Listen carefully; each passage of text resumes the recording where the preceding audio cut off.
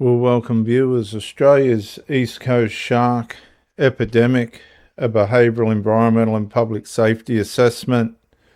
I'm Dr. J.W. Ayub, a big user of the water, but I do have to say I struggle with the swimmers, particularly in the area where I live at Terrigal. Okay, so what you're looking at there is the Sydney region. And this is where the shark attacks have been happening along here. Now, sharks are being sighted all the way up through the coastline, right past Wollongong, right up through Newcastle, particularly up towards the northern part of New South Wales. But Sydney has had a lot of shark attacks relative due to the numbers. This is the area where, if you remember rightly, the man was swimming. There's South Coogee there. There's the place where the shark attack took place this time. You'll notice a little island out there. They like to get around and hunt fish and take opportunities for food in those areas there. This is a highly populated area. The man that was killed while swimming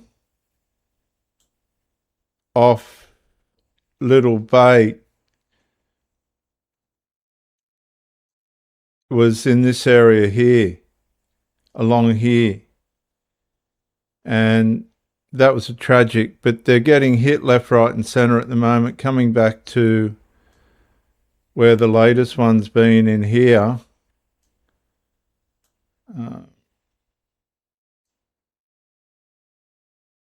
It's Coogee, South Coogee. This is Coogee Bay here. That's Coogee Beach there. So this attack's taken place there in Australia now. We occupy the water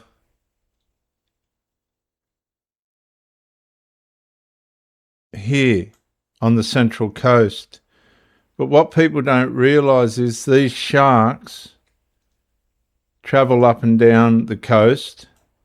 Now, one of the things and the reason why I've come on is here at Terrigal, there's Avoca there, Terrigal. What they'll do, and this is absolutely insane,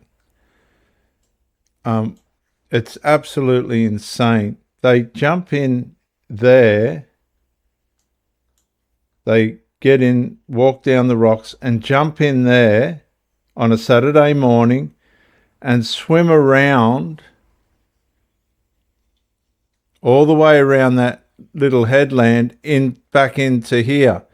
Some of them will go across to the surf club, but we'll go out there for coffee, and there's shark baits across here. I don't know if they've still got them out at the moment, but these people will be swimming in this vicinity, and the shark bait replacement boat will come in, and these people will be swimming around the shark bait replacement boat.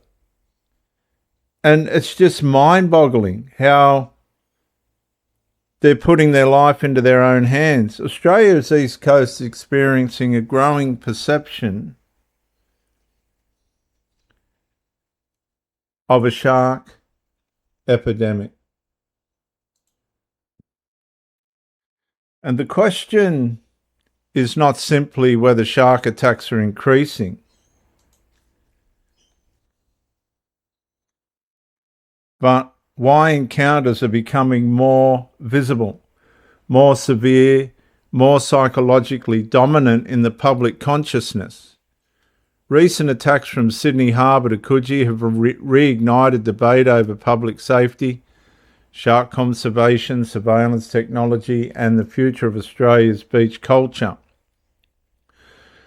Number one, the fear returns. For decades, Australians accepted sharks as part of ocean life. the attacks started appearing closer to population centres. A lot of the shark attacks were in the northern New South Wales area, Sydney, Gold Coast, Brisbane waters, popular surf beaches, protected swimming areas. And the psychological contract between Australians and the oceans began to fracture, and the question emerged, is the water becoming less safe? Number 2, the numbers. According to the Australian Shark Incident Database, 23 shark bite incidents were recorded nationally during 2025. 5 were fatal. Australia accounted for a disproportionate share of global fatal shark attacks. Researchers note that annual incidents fluctuate, but recent years have seen elevated public concern due to attacks occurring near highly populated coastal zones. Number 3. East Coast flashpoints, Sydney Harbour. The death of a 12-year-old boy following a bull shark attack shocked the nation. Many Australians had psychologically categorised Sydney Harbour as safer than open ocean environments. And that assumption disappeared overnight. That assumption was never there. Sydney Harbour was always a dangerous place to swim. The latest occurrence is Coogee Beach, a 35-year-old woman swimming between the flags in the middle of daylight, water calm. She was attacked only 30 metres offshore. Witnesses watched the rescue unfold. The incident triggered widespread concern across Sydney's eastern beaches, and we'll have a look at that now. Righto, we thought we'd do a few white shark facts and a couple of safety things that we've worked out. Excuse the voice, I'm a bit crook, but a lot of people have been going, how far out to shore was the lady swimming? That means nothing. White sharks will come in incredibly close. Look at this. There's a mullet there, right at my feet, basically, and look at this shark. And it's a great white. People say it's not, it is. Look at that. It comes in and grabs it basically, and you know what camera's like? It grabs it basically off my feet. There's a mullet there on a trace. I didn't know at this stage it was a white shark. Have a look at this. The thing gets its bloody... They get their back out of the water to grab hold of a bait. Here you go, ready? It'll come right in. That's ankle deep water. And it's got its back out to grab hold of that. And I'd got that wrapped around my wrist, so I was shitting bricks.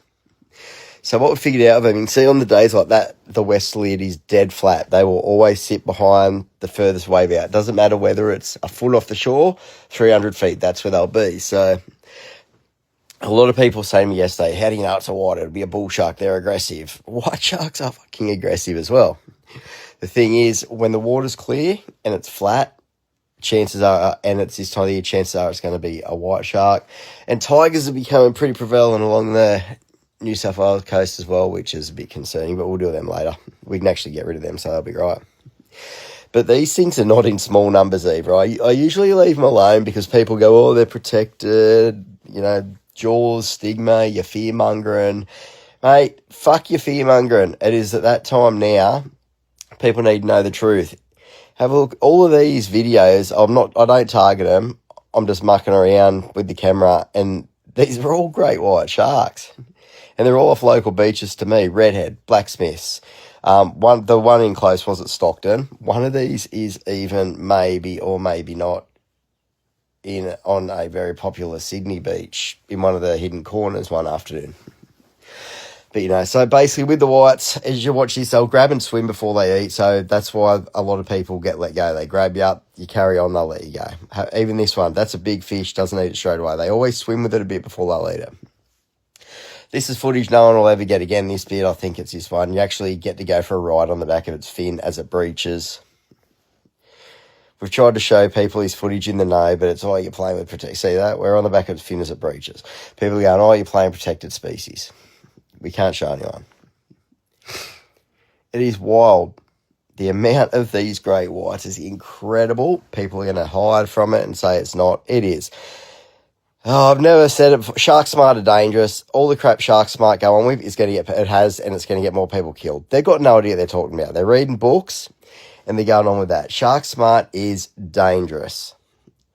Like, look at this stuff. This is all middle of the day stuff too.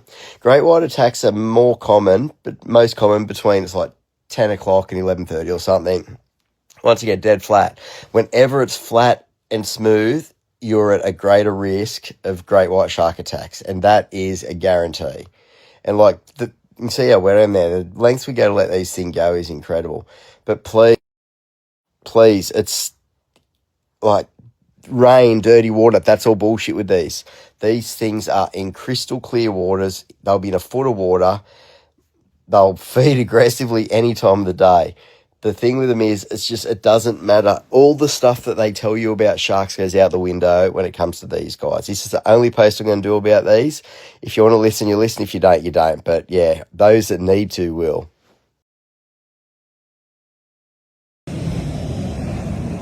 So, there was another shark attack today off WA. When are they going to fucking learn? So here we are.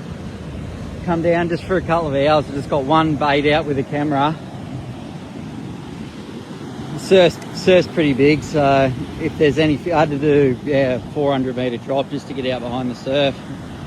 But yeah, well, it seems like a weekly thing and we're flogging a dead horse, but the reason we post all the shark attacks is so we can come back on all these in the years to come and say that we saw it all happening and nothing was done about it, and someone will eventually have to take responsibility for these attacks. Anyway, yeah, I'm sorry if it does sound like I'm dragging on about it, but every time there's an attack that's reported, we will report it and do a post on it, just for the fact that it needs to be done, because someone's going to have to take responsibility for this eventually.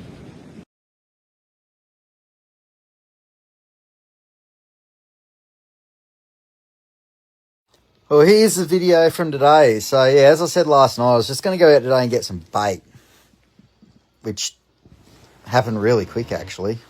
Caught a lot of bonito. I mean, my 10, of course. Really fast. So I decided to have a shark fish on the way in. Obviously, the weather was garbage, and then a rainbow came out. How's it at? The end of the rainbow is right where I was fishing, and I thought, no matter how superstitious you are, if you're not at all, if you got the end of a rainbow there, you can have a go. As soon as I turn up there, look at this. 2 sharks swim up. One just ate the bait. This one does a lap pass because his mate's just taking his food and it was shit. Does a quick lap. Meanwhile, I was up there mucking around with his mate. Time for the tracing, the bit that everyone loves, where I wrap it around my hands and everyone goes, you shouldn't do that. You're going to get pulled in, whatever. Always people have never done it before and got no idea. But anyway, hanging on.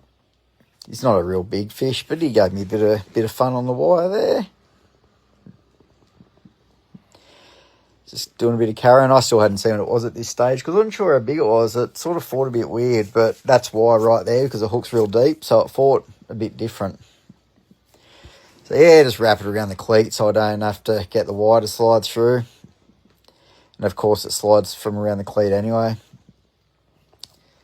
But yeah, I like to use the hand gaffs when I'm solo. That way you sort of, if you miss, you don't have a gaff flying around, wrapped around the fish. And at least with the hand gaff, like you're close, it's more accurate. It's hard to miss. You just got to wait till you get a shot. Like the gill's right there, perfect shot. But as usual, it slides out. I need to get some with barbs on them actually, because got that one, but it slides out. But this one doesn't. These ones are great. I love these ones as hand gaffs. Just the slide out would bend on them. All you got to do is sit against the gill, and it sort of finds its own way in, as you can see here. Like, and once it goes in, the fish roll, and it usually comes out down the bottom there somewhere.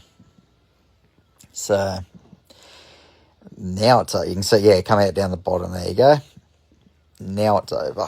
And just showing the time and the date, so can't be questioned. You can slow it down, you can see it. Beautiful weather, and then within 5 minutes, we're back to this. It was like Melbourne weather today. It was just sunny rain, wind. It was shit out, but I didn't worry about going and getting the other one. I'm actually going to go and want to try and catch 3 more, but I'm going to try and go catch them somewhere else. I'm not going to worry about getting in the same spot. That'd be easy. Just want to show that they're everywhere. Doesn't matter where you fish. So Shark Hunter's the only guy I listen to. The Department of Fisheries went out and put 70-something baits out and reckon they only got 4 bites. That either they don't know how to fish or they're doing something drastically wrong. Why are encounters increasing? Several explanations are debated. Population growth. More Australians are entering the water than ever before. More swimmers, more surfers, more divers. More opportunities for encounters. But does that mean there's more sharks? I would say so, given that you're not allowed to... they're not culling them or got any commercial fishing on them at the moment. Environmental change. Changing water temperatures, I don't believe that. Altered prey movements and shifting marine ecosystems may influence shark behaviour and distribution, but I don't think that's changed anywhere, just like climate change. These things do have variance, and they just go with the flow of what the weather patterns are doing. Recovery of shark populations. Protected species such as great white have experienced conservation gains. A conservation success may simultaneously increase encounter probability. Better reporting. Modern media ensures every incident becomes national news within minutes, and the psychological effect can exceed the statistical reality. Number 5, the political battle. Australia is increasingly divided into 2 camps. Public safety camp argues human life comes first. Shark numbers must be actively managed. More drum lines, more nets, more intervention. I think drum lines personally are just another source of bait for the sharks to come to. One gets caught, that attracts others, so on and so forth. Not good. Conservation camp argues culls do not significantly reduce attacks. Sharks are apex predators. Ecosystem stability matters and technology offers better solutions.